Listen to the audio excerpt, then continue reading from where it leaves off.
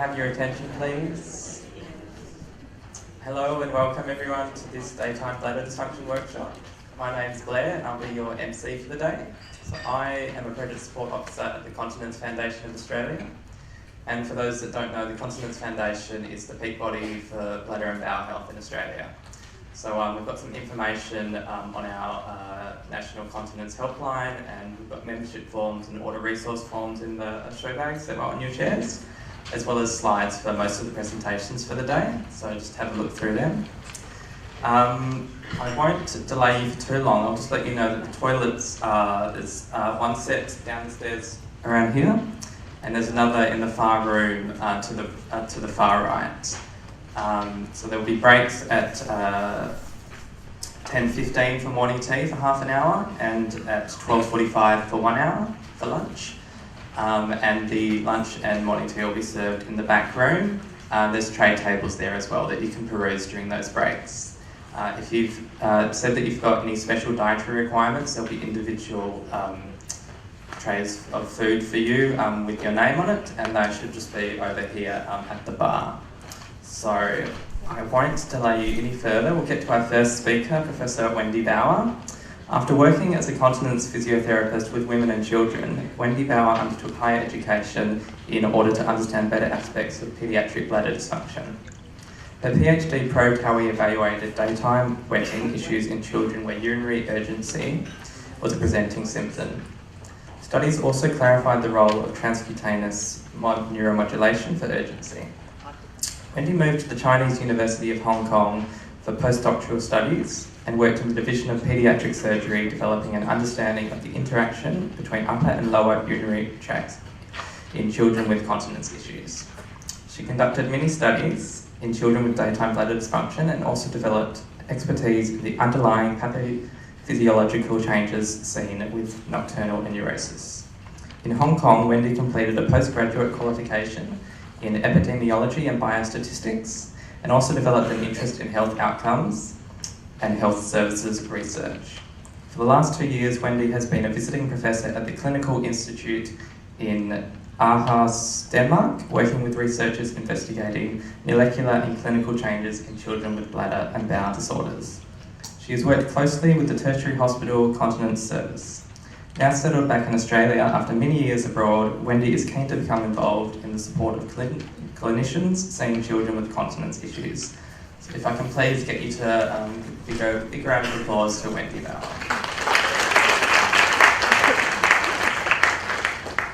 Thank you very much. It's so exciting to see so many people here today to talk about children in the daytime. Can you help me to understand where you're coming from?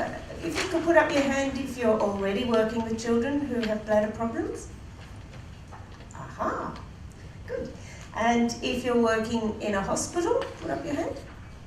And if you're working in private rooms. Okay, very good. And if this is your first education seminar on kids with bladder problems, let me know. Very good. Okay, I shall try to shape the talk to meet those needs.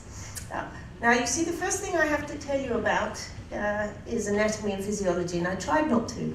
I said, please, can I not talk about that? But apparently we need to set the scene, and I understand that a lot of you perhaps already have this basic knowledge, and I'm not going to labour the point.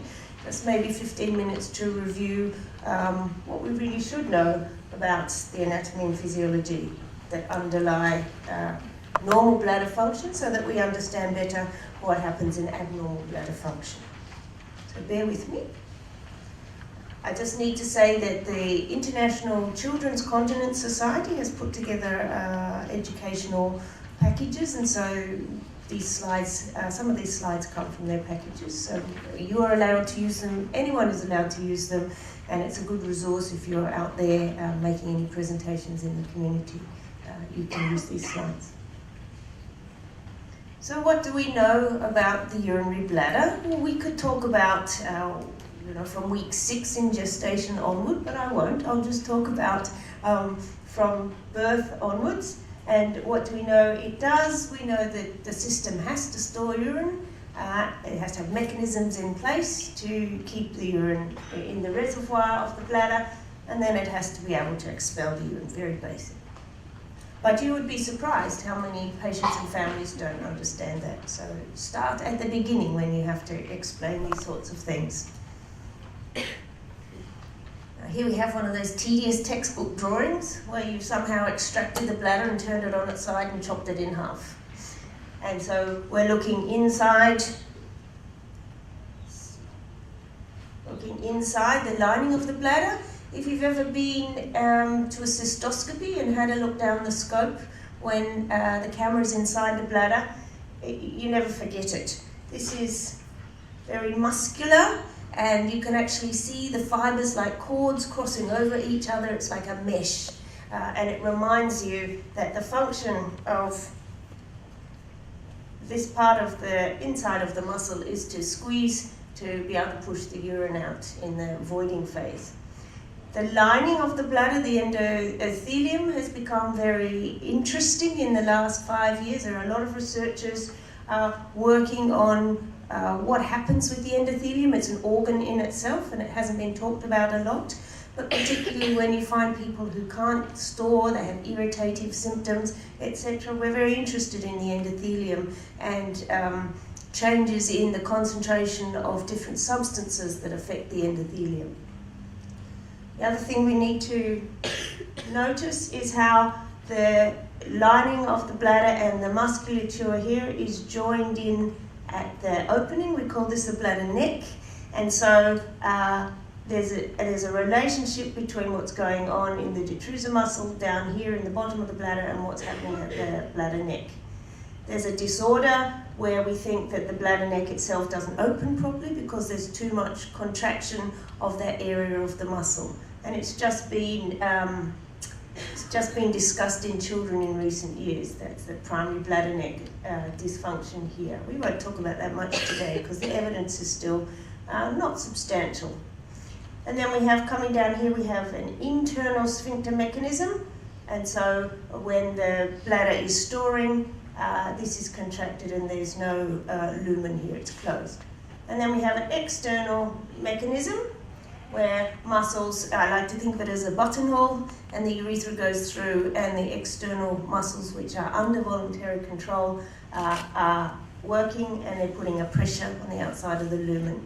And so that makes your sphincter mechanism, the internal sphincter and the external sphincter. That makes sense, doesn't it? And this is showing you the male equivalent, just to point out that the prostate gland here grows around the urethra, and when our children with ongoing complex needs come through adolescence, we start to get a bit more pressure and changes in the storage and voiding mechanism because of the growth of the prostate. So very simplistically, in the filling phase, we're relying on this detrusor muscle to be silent, to be at rest, so that as your urine comes in, it comes in about here from the ureters, coming down from the kidneys. This reservoir can expand and can store urine without having to bother the person. It doesn't always happen, and so we're going to talk about that. You very often find that this muscle is starting to squeeze when it shouldn't do, and so it interrupts the storage. You can also see with storage that the sphincter mechanism is shown. It's very basic, but it's a nice way to explain to people what's going on. Of course, if you want to void, your sphincter mechanism has to relax, and you have to generate some pressure to push out the urine, which is shown here, a very stylized way of the detrusor contracting. And you can look at it another way. You can look on the x-axis here, and you see that the bladder is slowly filling up.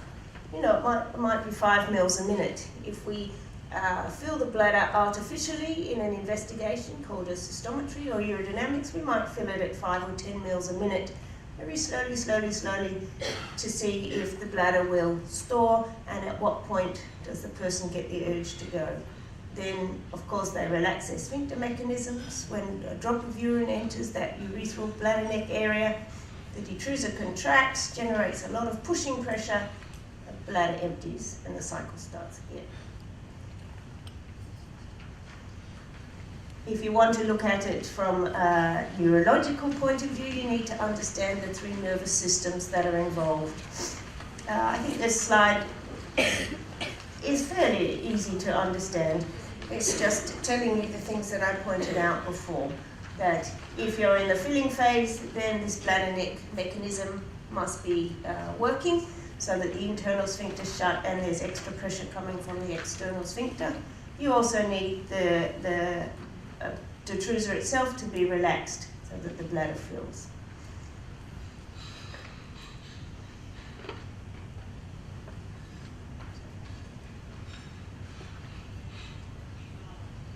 Okay. If you want to look at it differently, you can see here that you have to have messages ascending from the spinal cord to some area of the cortex saying, we're in the filling phase, we're in the filling phase, calm down. And then you need some descending messages to tell the structures that are keeping the bladder neck closed and keeping the detrusor relaxed that they should carry on doing that. So that's the sympathetic system that does that. The sympathetic system stops voiding. Now this is just showing you that there comes a point when you know you need to go but you can't, and we have the ability to defer going to void until we find an acceptable place because of the interplay of our various nervous systems.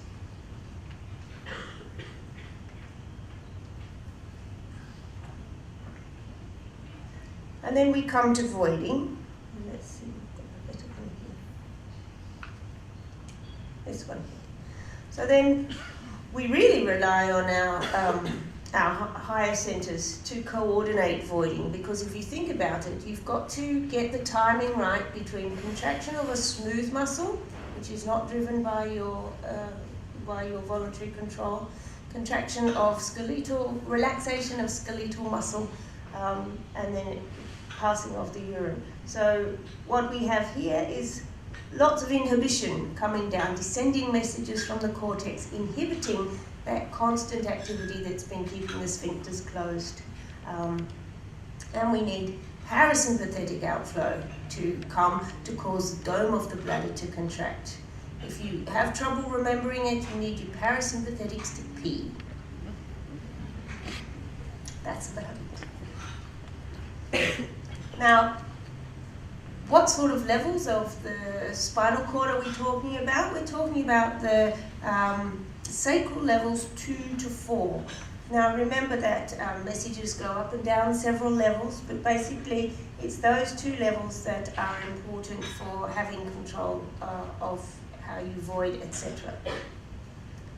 They excite the bladder to contract and they cause the urethra to relax. You need your thoracolumbar sympathetic system to be able to store, as you can see here, and you need your pudendal nerve to coordinate both of that from the somatic point of view. So I'm telling you this not because you want to know this, but because you start to think about patients and things that have gone wrong and who might then be compromised in any of these storage and voiding functions. Clearly people with spinal cord injuries, clearly people with neurological disorders.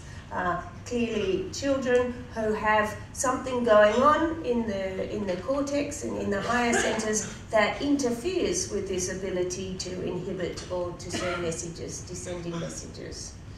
And we have just been talking in the last few years about children that are somewhere on the spectrum of developmental issues. You maybe call it autism. We just refer to it as the spectrum because it's fairly imprecise.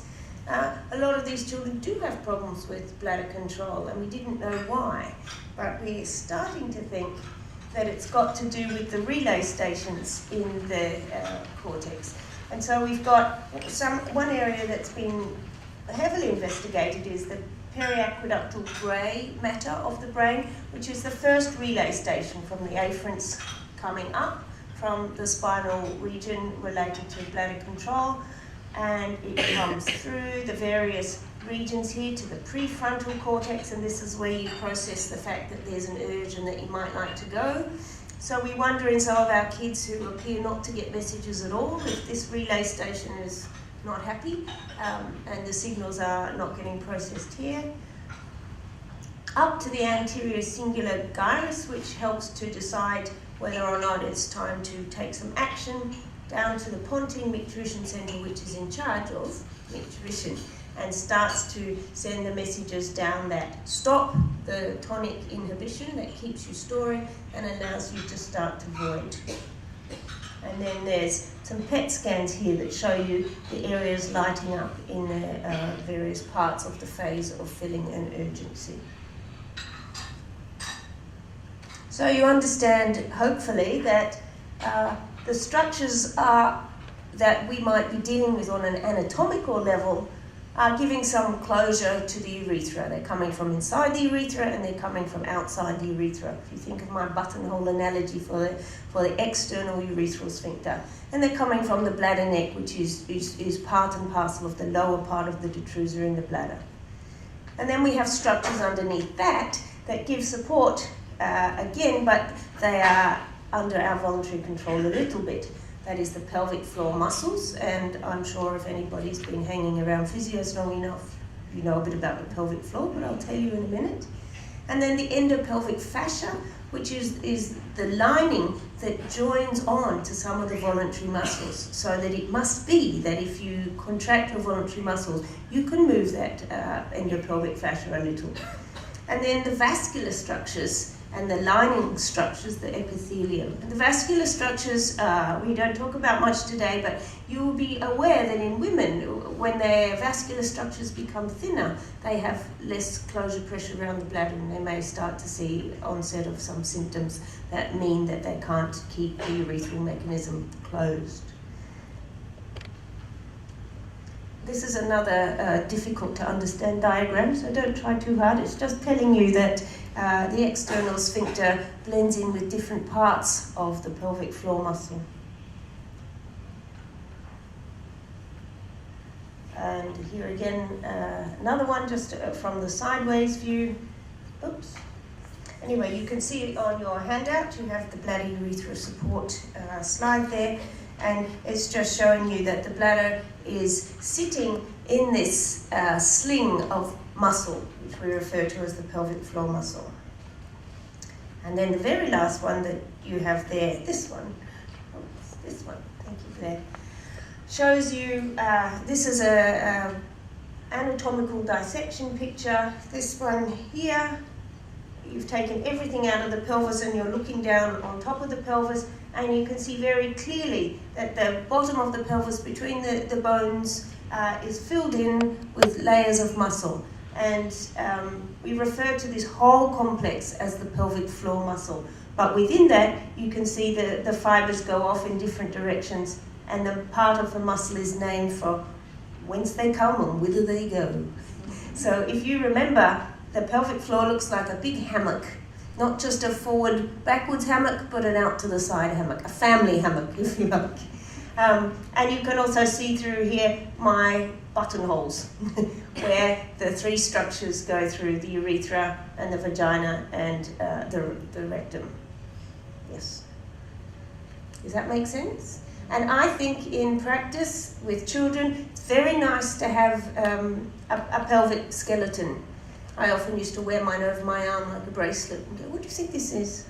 And then we could sit and have a look, because you don't have a very good concept of what's on the inside. You know, adults as well as children, you really don't know what's under your skin. And let alone you're talking to them about an organ that you can't see and you can't feel. So this is quite nice to start at this level and then build it up with some muscles and explain what's going on. So that's very briefly an overshot of the normal bladder, bringing you to the point of how does it start to function. And there's been very interesting research in the last 20 years about whether or not you're born with a functioning bladder or whether you have to learn it, etc. Of course, we know that the organs have to develop, the bladder has to develop in size and so forth. What we do know now is that most newborns will wake to void. So it is a developmental sequence that you do get some sort of sensation from a very early age that your bladder is full and is going to empty. Some newborns who are challenged, who were born early, who have got difficulties, no, they don't wait to void, but in the main, they do. So it's not surprising that between 1 and 2 years, you start to have a feeling that there's something there, and you work out that that precedes peeing. Most 1 to 2 year olds can't tell us this, so this is by observation, but there's good evidence.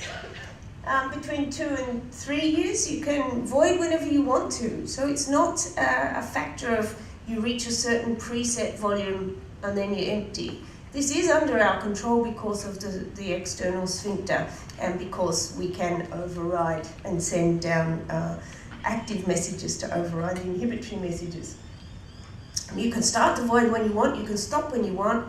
The bladder doesn't have to be full to start and it doesn't have to be empty to stop. But under normal circumstances, a 1 to 2 year old can completely empty the bladder. And from about 4 years onwards, you have enough storage and enough ability to concentrate your urine and to be able to arouse to be dry at night time. And just one word about nocturnal enuresis, no more words about it today, just this, that it's not a developmental delay in most children to have nocturnal enuresis because so many neonates wake before they void. So out of the door goes the theory that children will grow out of this because it's a normal developmental sequence. Don't believe that. That's what I can say about nocturnal enuresis on a daytime wetting seminar. Okay, so thank you for that.